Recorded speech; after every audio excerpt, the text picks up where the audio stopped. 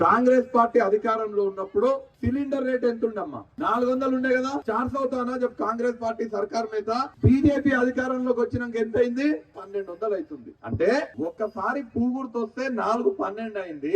మల్లగిన పూగుర్తు వచ్చింది అనుకోర్రి 2400 అవుతుంది. కానీ కాంగ్రెస్ పార్టీకి మీరు మన ఓటేసినందుకు రేవంత్ అన్న మా ఆడబిడ్డలు ఇబ్బంది పడకూడదు, 1200 సిలిండర్ అంటే ఇబ్బంది అవుతుంది, నేను 500కే ఇస్తా అని 500కు సిలిండర్ ఇచ్చే పథకాన్ని రేవంత్ అన్న ప్రారంభించింది. నేను ఇవాళ మిమ్మల్ని ఒక్కటే అడుగుతున్నా, 500కు సిలిండర్ కావాలంటే మీరు ఏ గుర్తు కోటేయాలి?